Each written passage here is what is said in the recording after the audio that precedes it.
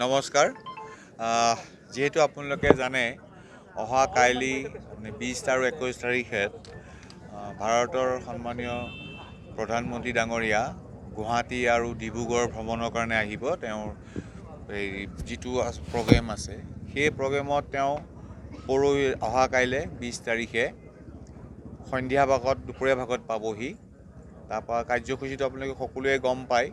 আৰু তাৰপিছত আকৌ 21 তাৰিখে ৰাতিপুৱা ভাগত তেখেত যিটো আমাৰ নতুনকৈ গেটৱে অফ ইণ্ডিয়া খুলিছে যে তালৈ যাব, তাৰপৰা তেওঁ শ্বহীদ স্মাৰকলৈ যাব।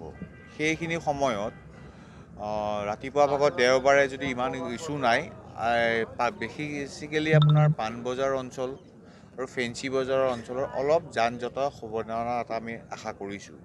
সেইটোৰ কাৰণে মই ৰাইজক অনুৰোধ কৰিছোঁ, আমাৰ বিশেষ কোনো ধৰণৰ ট্ৰেফিকৰ ডাইভাৰশ্যন একো নাই চিটিৰ ভিতৰত। আৰু সেইখিনি সময়ত অলপ সময় 10-15 মিনিটৰ কাৰণে আমি কিছুমান ভেহিকেল আমি ৰেগুলেট কৰিব লগা হ'ব পাৰে। তাৰপিছত আপোনাৰ যিখিনি ৰাইজ আমাৰ LGB এয়াৰপৰ্টত যিহেতু প্ৰগ্ৰেম হৈছে আপোনালোকে জানে, তাৰ পৰা যিখিনি যাত্ৰী আছে সেইখিনি সময় এটা অনুৰোধ জনাইছোঁ আপোনালোকৰ আগৰ পৰা, অলপ সময়টো তেওঁলোকক হাতত ৰাখি যাতে আহে। কোনো ধৰণৰ গাড়ী আমি ষ্টপ নকৰাওঁ যিখিনি LGB এলৈ আহিব। গতিকে আপোনালোকে জানে মাননীয় প্ৰধানমন্ত্ৰীৰ মুভমেণ্টৰ সময়ত কিছুমান ছিকিউৰিটি থ্ৰেটো থাকে। সেইটো প্ৰট'কল মেইনটেইন কৰি মই আপোনালোকৰ থ্ৰুদি অসমবাসী ৰাইজ আৰু গুৱাহাটীবাসী ৰাইজক জনাইছোঁ যে তেওঁলোকে যাতে অলপ হাতত সময় ৰাখি LGB এলৈ তেখেতসকল যাতে আহে। আৰু বিশেষ আমি একো ৰেষ্ট্ৰিকশ্যন কৰা নাই। আমি এটা অনুৰোধ কৰিম আমাৰ প্ৰশাসনক যে যিখিনি ডাঙৰ হেভি ভেহিকেলছ আছে, গুডছ কেৰিয়েল ভেহিকেল, অহা কাইলৈ যাতে অলপ ৰেষ্ট্ৰিকশ্যন কৰি দিয়া যায়, ৰেগুলেট কৰি। কাৰণ অহা কাইলৈ আমাৰ হিচাপ মতে অলমষ্ট যিটো খবৰ পাইছোঁ 1,20,000 মানৰ মানুহৰ সমাগম গুৱাহাটী চিটিত হ'ব। সেইখিনি আপোনালোকৰ থ্ৰুদি অসমবাসী ৰাইজক এটা মই আহ্বান জনাইছোঁ। নহয়, আমি এই যিটো প্ৰগ্ৰেম পাতিছোঁ ইয়াত যিটো এয়াৰপৰ্টৰ নতুন এক্সটেনশ্যনৰ কাৰণে কৰাইছে, তাত আমি যিটো আপোনালোকৰ গড়লৰ পৰা যদি আহে, তাত এই গোটেই ষ্টেজটো 4টা ৰটাৰী আছে। এইটো এক্সিট ৰটাৰী বুলি কয়। তাৰমানে এইফালৰ পৰা আহিলে গড়লৰ পৰা ছেকেণ্ড ৰটাৰী। সেই ছেকেণ্ড ৰটাৰীতে আমি মেক্সিমাম অল দি হেভি ভেহিকেলখিনি আমি ৰখাই দিম। কাৰণ আপুনি দেখিছে আমি য'ত ৰখি আছোঁ আৰু আমাৰ পিছফালে যিখন আছে সেইখিনি যথেষ্ট স্পেচ আছে।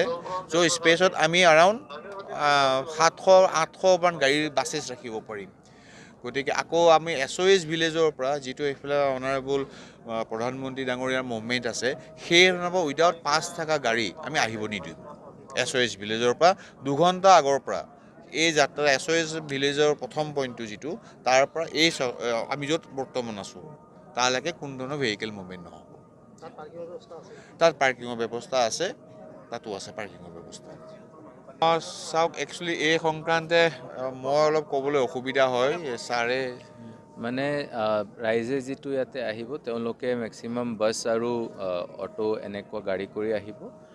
পাণ্ডালৰ ভিতৰত কাৰণ চাওক DFMT আমি চেকিং ফ্ৰিস্কিং কৰিয়ে ভিতৰত সোমাওঁ, আৰু মানুহ যেতিয়া বেছি গোট খাই যায় তাতে চকিং হৈ যোৱা সম্ভাৱনা থাকে। তো আমি এনেও মানে চবক অনুৰোধ কৰিছোঁ যে ইয়াতে আনোতে পানীৰ ব্যৱস্থা ভিতৰত আছে, পানী আনিব নালাগে আৰু বটলবিলাক ভিতৰত লৈ যাবও দিয়া নহ'ব।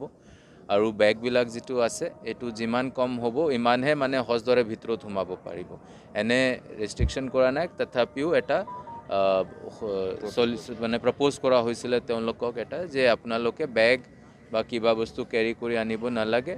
খোৱা পানীৰ ব্যৱস্থা ভিতৰত আছে, টয়লেটৰ ব্যৱস্থা ভিতৰত আছে। বাকী তেওঁলোকে মেক্সিমাম মানুহ বাছেদি আহিব, তো বাছৰ ভিতৰত তেওঁলোকে নিজৰ বস্তুটো ৰাখি ল'ব পাৰিব। নহ'লে ফ্ৰিস্কিং গেটত বেছি সময় যদি হয় তেতিয়া ভিতৰত সোমাওঁতে অসুবিধাৰ সৃষ্টি হ'ব পাৰে।